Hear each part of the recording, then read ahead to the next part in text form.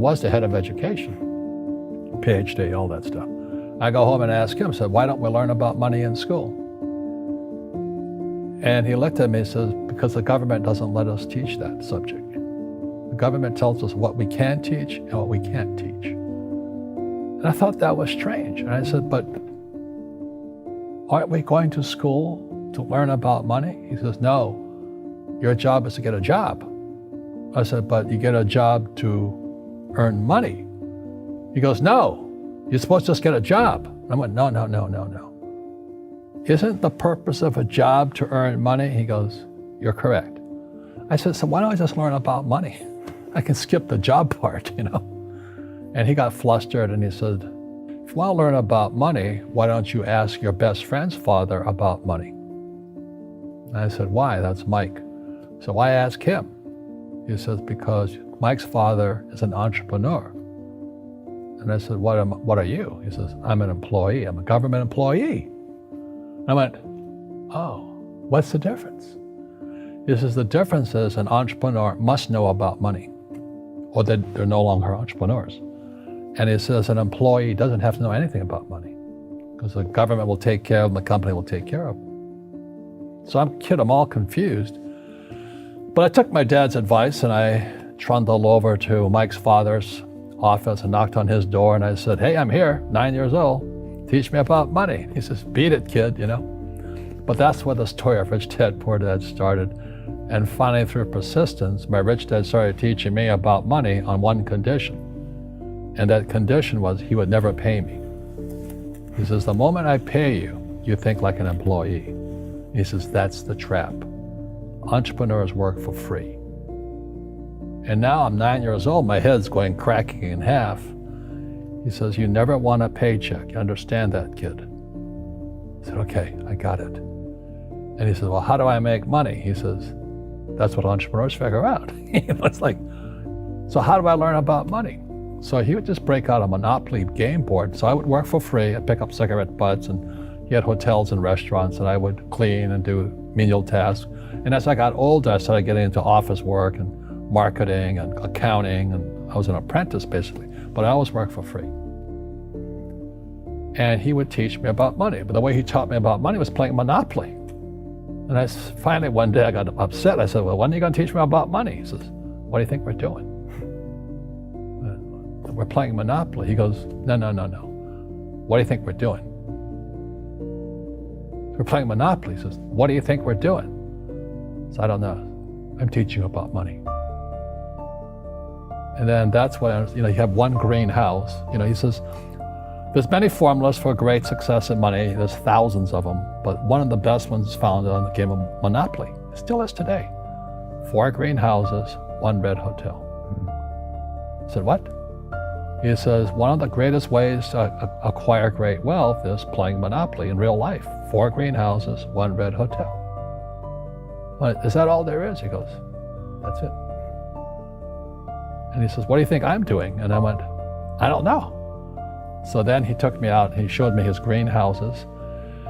And 10 years later, when I was 19, I was now in school in New York, and I come back to Hawaii, and Rich Dad had bought the biggest piece of land smack dab in the middle of Waikiki Beach.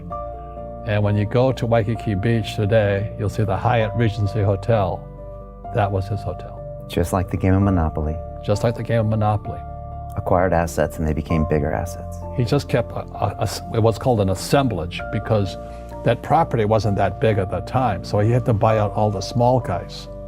Because Waikiki was a little dirtwater little town. So he'd buy out this shop owner and buy that shop owner. And it took him a while, but he finally assembled this large piece of property. And then he and Hyatt put up this giant hotel. It just sold for $800 million. So that's how I learned about money.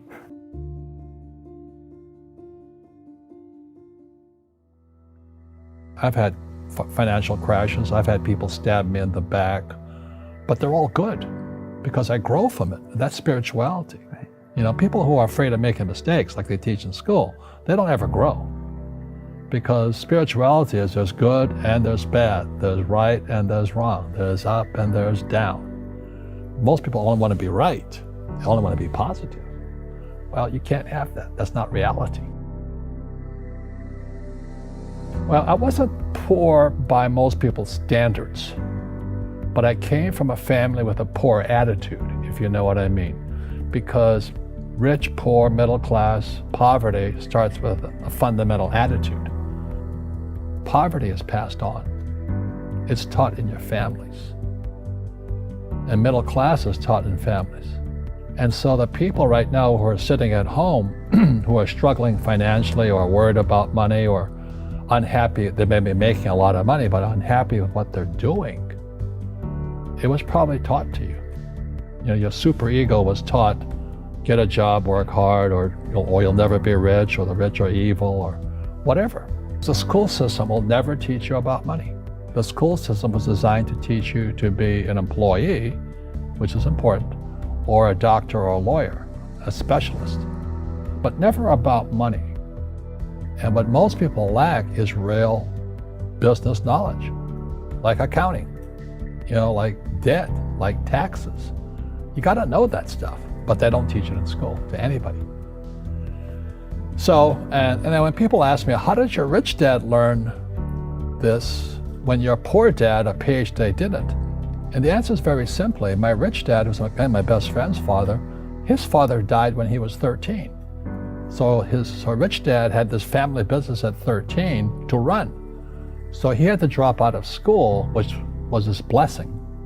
There's blessings, and sometimes the blessing doesn't look like a blessing, but it turned out to be a blessing.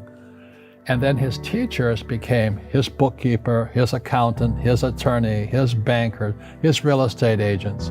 So he has what I call real teachers, not these fake teachers in school.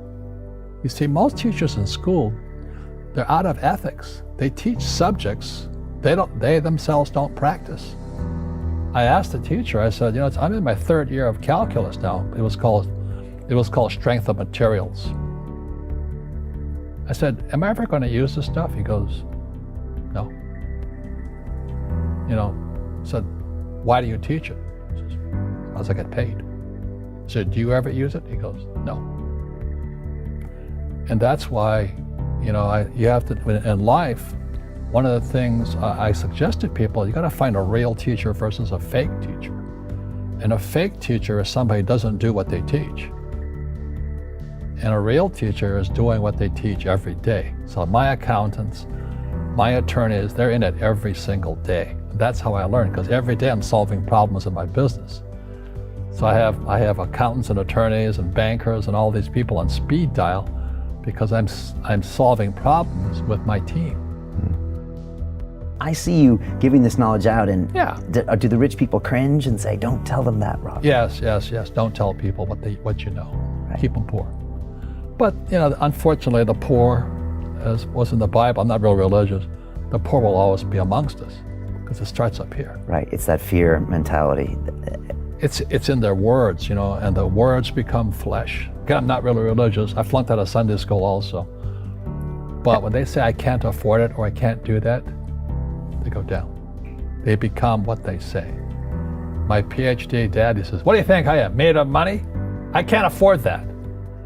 And my rich dad would say, that's why he's poor. Poor people say, I can't afford it, I can't do that, I don't have time. Because it's an escape.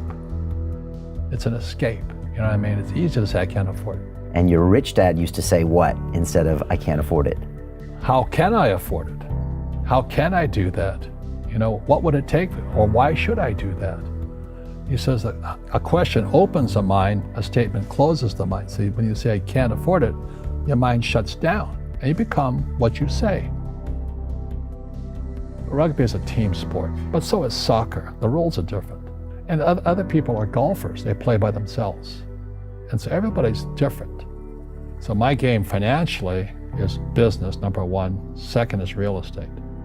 So what I say to young people is, you find your game.